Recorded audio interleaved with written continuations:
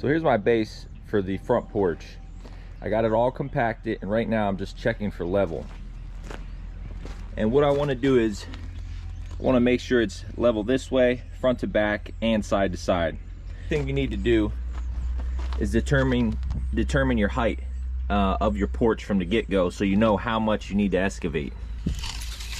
You could probably see my line right there. That's the height of where we want the front porch to be. Now I'm putting in 2 courses of block and then the cap, so that's 15 inches. So you can see from here down to the base I have my 15 inches. That also told me in the beginning how far down I needed to excavate. I wanted to put in a solid 10-inch base of modified.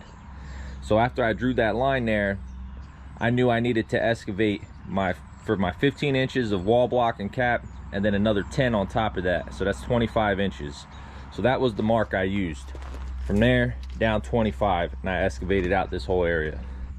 You want at least a 6-inch extra width of base on each side, or more if you can.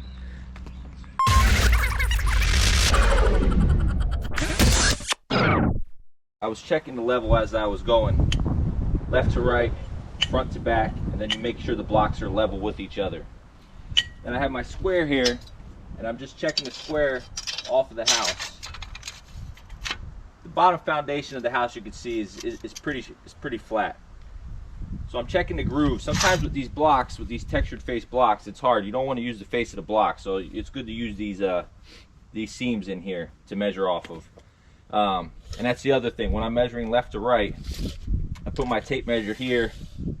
I'll check it, and then I'll also check, you know, back here and then the front to make sure I'm not flaring out or flaring in. So now that I have these 2 sides laid, I'm going to do the front course right across here.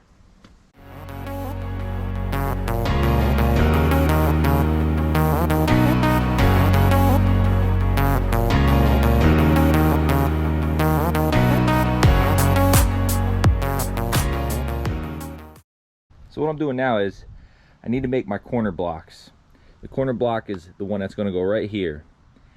And when I say by make, you see that these are split face, meaning that the front's textured and the back's textured. Well, what we need is a texture on the front and on the side. You can see here I already made one. And don't mind that bottom block that's smooth and it's overhanging. That's getting buried anyway, so that's why I didn't bother to cut that one. Same thing with this one on this side, how it's sticking out a little past. That's getting buried. This the modified is going to come up to this level anyway. So, all right, to split one of these blocks, you're going to need a wide-faced chisel, a heavy hammer, and I always keep it square so I'm able to mark it. Now the exact measurement here doesn't really matter for this case, but you don't want to try to chip off something too thin, because then it might fall apart in pieces. It's best when it just breaks out one strip, if it works out that way. So I get my line going. Then you take your chisel just across the line. A couple little taps just to get the groove. All right, so I know my battery died when I was showing you guys how I split the block, but you can see this is the end result. This is where I chipped around. I did both sides, and then it ended up breaking it off. And the same with that one on the end there.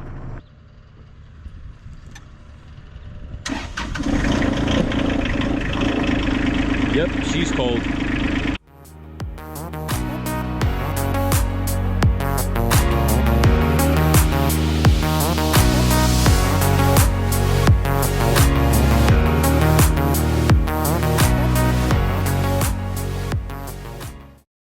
So now that I have the bottom course secured in place, I just lift these up, sweep them off, and start gluing them down. Doesn't really matter where you start, just start on one end and work your way around.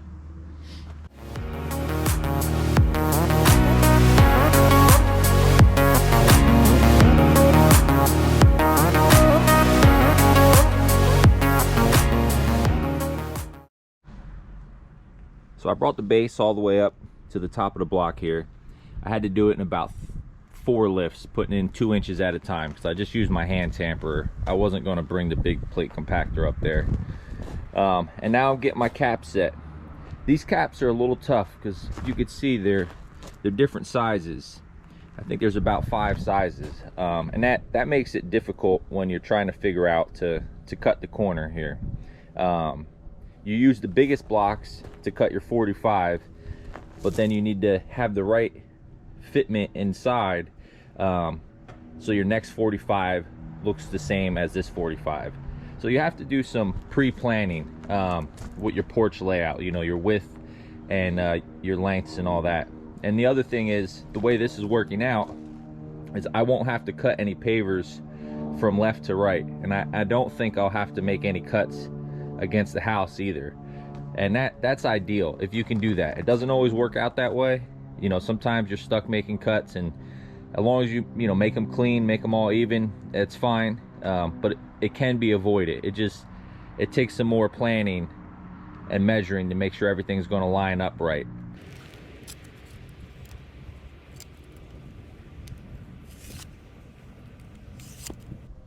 So when lining up, I lay it down on the table and I look straight down with the saw. And then the other thing I'll do is take a level and I'll put it on the blade itself. And then there's a little bit of a shadow here, but you can use this as your guide.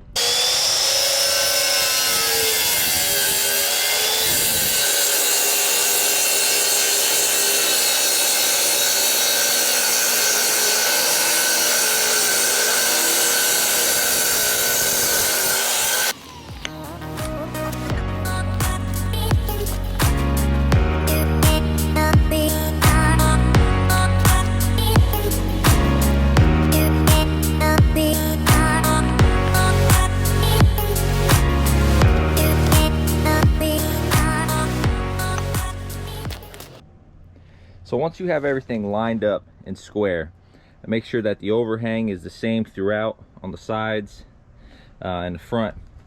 What I'm going to do is now I need to take the caps off and glue them, and I don't want to have to figure out, you know, where to slide things all over again. So what I'm doing is, you see I put this one here, which is holding that 45 in, and that there is going to hold that. So I'm just going to remove these front, I'll sweep it and then glue them down, put them back down. Those will line up back in the exact same spot, and then I'll move these. This one I'll move here, and then this one I'll move over here, and then I'll do each side, and that'll, you know, help everything stay pretty tight in how it is, how I have it set now. Once you put the glue on, you can adjust them. I think it says up to like 30 minutes, but you know, I just do this to make it easier, so it's less adjustment as I'm taking them off and putting them back on again.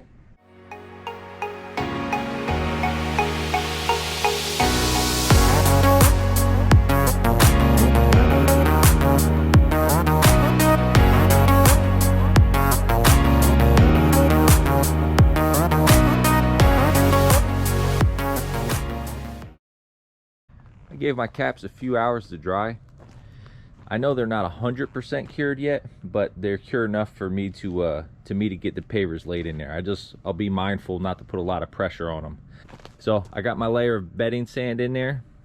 There's about 3/4 of an inch worth of sand, and I'm just going to place all the pavers, and if my my math worked out right, I shouldn't have to do any cuts.